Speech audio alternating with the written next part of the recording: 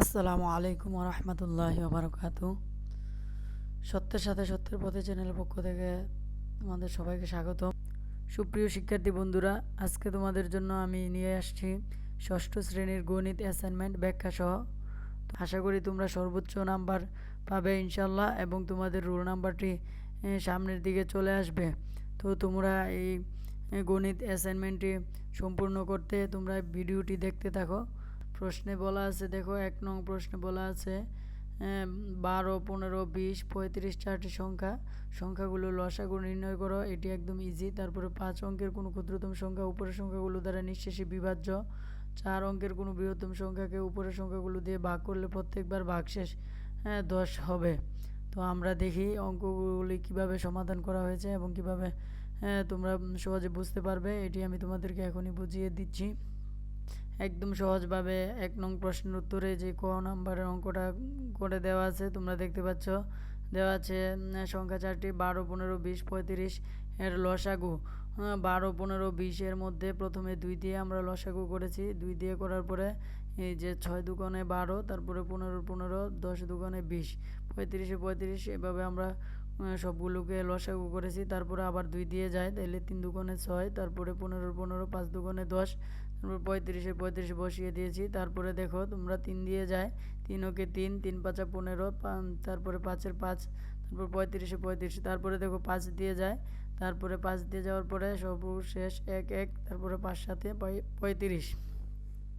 সুতরাং নির্ণয় লসাগু ২ পূরণ ২ পূরণ ৩ পূরণ ৫ পূরণ ৭ ৪২০। খ নম্বরে যে প্রশ্নটি বলা ছিল ৫ অঙ্কের ক্ষুদ্রতম সংখ্যা। ৫ অঙ্কের ক্ষুদ্রতম সংখ্যা হচ্ছে ১ লিখে ৪টি শূন্য বসায় দিলেই ডান দিকে ৫ অঙ্কের ক্ষুদ্রতম সংখ্যা হয়ে যায়। তাহলে আমরা ক হতে পাই লসাগু ৪২০। এখন ৪২০ দ্বারা যদি আমরা ৫ অঙ্কের ক্ষুদ্রতম সংখ্যাকে ভাগ করি, তাহলে প্রথমে যায় দুইবার গেলে হয় ২ শূন্য শূন্য, ২ দুগুণে ৪, তারপরে ৪ দুগুণে ৮, ঠিক আছে ৮৪০। তো ৮৪০ যদি আমরা ১০০০ থেকে বিয়োগ করি, তাহলে আমরা পাই হচ্ছে ১৬০। ১৬০-এর সাথে যদি নিচে আরেকটা শূন্য নামিয়ে নিয়ে আসি, তাহলে হয় ১৬০০। ১৬০০-র মধ্যে যদি আমরা ৩ বার ৪২০কে গুণ করি, তাহলে হয় ১২৬০। তাহলে ১২৬০ ১৬০০ থেকে বিয়োগ করার পর থাকে ৩৪০। তো এটিও একদম ঠিক আছে। তারপরে গ নাম্বার উত্তরে দেখো ৪ অঙ্কের বৃহত্তম সংখ্যা। ৪ অঙ্কের বৃহত্তম সংখ্যা তোমরা জানো, নিশ্চয়ই আগে পড়েছো। ৪ অঙ্কের বৃহত্তম সংখ্যা ৪টি ৯। ৪টি ৯। তাহলে আমরা ক হতে পাই লসাগু কত ৪ অঙ্কের বৃহত্তম সংখ্যাকে ভাগ করব, তখন ভাগফলটা দেখো তোমরা যেভাবে নর্মালি ভাগ করো ঠিক ওইভাবে ভাগ করা হয়েছে। তারপরে নির্ণয় বৃহত্তম সংখ্যা। তোমাদের যে এখানে যে ভাজ্যটা আছে ৪ অঙ্কের বৃহত্তম সংখ্যা, তা থেকে যতটুকু ভাগশেষ ছিল ওই ভাগশেষটুকু মাইনাস করে বিয়োগ করে ১০ যোগ করা হয়েছে। ১০ যোগ করার পরে তোমাদের বৃহত্তম সংখ্যাটি বেরিয়ে আসছে ৯৬৭০, অর্থাৎ ৯৬৭০ এই সংখ্যাটি বের হয়ে আসছে। তাহলে আমরা যদি একটু প্রশ্নের মধ্যে যাই, তাহলে দেখি প্রশ্নের মধ্যে কি বলা আছে। আমরা যদি একটু প্রশ্নের দিকে যাই, তাহলে আমরা দেখতে পাবো প্রশ্নের মধ্যে বলা ছিল ৪ অঙ্কের কোন বৃহত্তম সংখ্যাকে উপরের সংখ্যাগুলো দিয়ে ভাগ করলে প্রত্যেকবার ভাগশেষ ১০ হবে। তাহলে আমরা দেখতে পাচ্ছি যে এই যে বৃহত্তম সংখ্যা কত ৯৬৭০কে যদি উপরের সংখ্যাগুলো দিয়ে আমরা ভাগ করি, তাহলে প্রত্যেক ক্ষেত্রে ভাগশেষ কত থাকবে ১০ থাকবে, ঠিক আছে। ২ নংয়ে বলা আছে ৩৫ মিটার লম্বা একটি বাঁশের ৭ সমস্ত ২ ভাগের ১ মিটার কালো, ৫ সমস্ত ২৫ ভাগের ৪ মিটার লাল এবং ৮ সমস্ত ১০ ভাগের ৩ মিটার হলুদ রং করা হলো। তো প্রথমে প্রশ্ন বলা আছে সরল করো। তোমরা যারা সরল অঙ্ক পূর্বে করেছো তোমরা এটি বুঝতে পারবে। একদম পঞ্চম শ্রেণীতে এই সরলগুলো দেওয়া আছে, একদম ইজি একটা সরল, এটা তোমরা সহজেই করতে পারবে। তারপরে দ্বিতীয় নাম্বার আছে বাঁশটির কত অংশ রং করা হয়েছে। এই যে ভগ্নাংশগুলো দেওয়া আছে এগুলো যোগ করলে বাঁশটির কত অংশ রং করা আছে এটা বের হয়ে যাবে।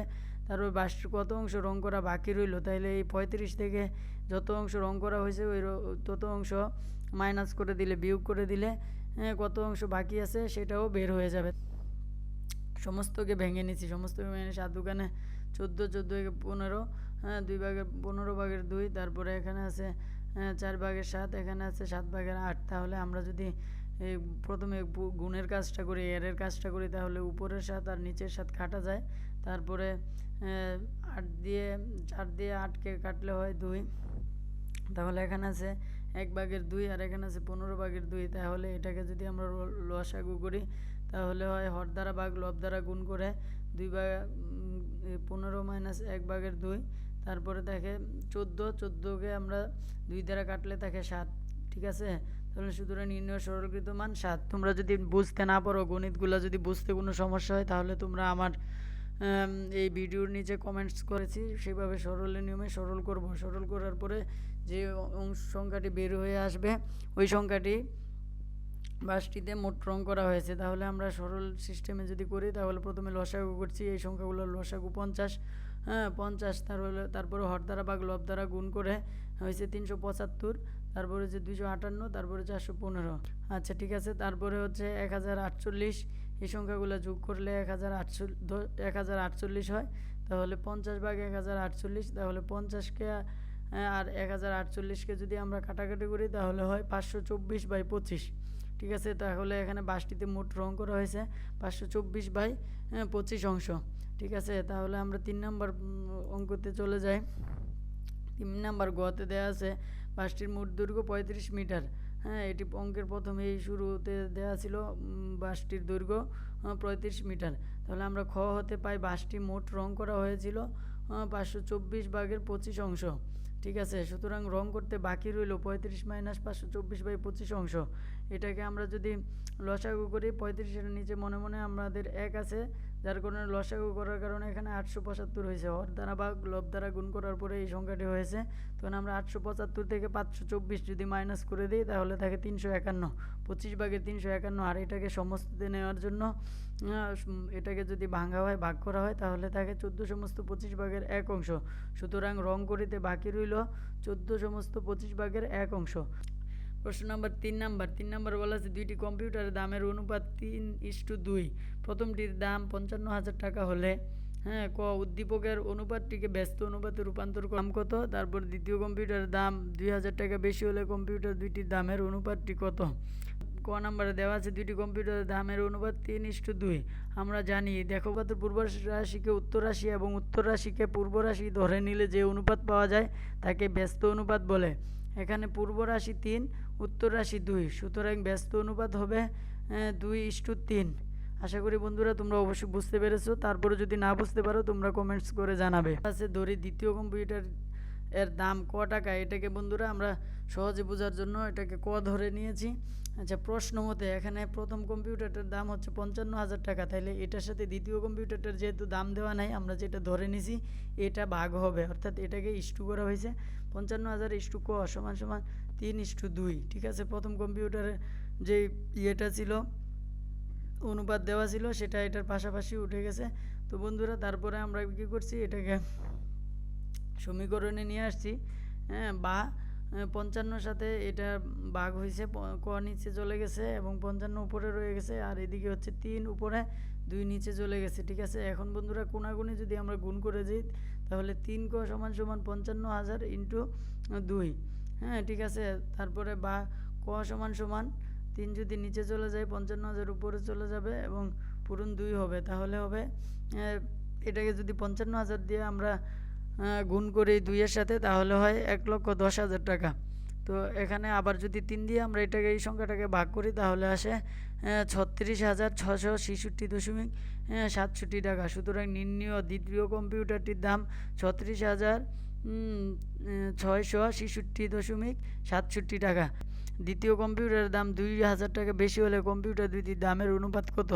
সুতরাং এখানে দামের অনুপাতটি বের করতে বলছে। তো আমরা যদি দামের অনুপাতটি বের করি তাহলে দেখো বন্ধুরা এখানে কি করতে হয়েছে। দ্বিতীয় কম্পিউটারের দাম 2,000 টাকা বাড়লে হবে, আমরা যেহেতু খ নাম্বারে যেহেতু বের করছিলাম, খ নাম্বারে 36,666.67 টাকা, এটার সাথে 2,000 টাকা যোগ হবে, তাহলে যোগ হইলে হয় 38,666.67 টাকা। সুতরাং কম্পিউটার দুটির অনুপাত হবে 55,000 = 38,666.67 টাকা। আশা করি তোমাদের ভালো লেগেছে। তোমরা সবাই ভালো থাকবে এবং আমার জন্য দোয়া করবে। আসসালামু আলাইকুম ওয়া রাহমাতুল্লাহি ওয়া বারাকাতুহু।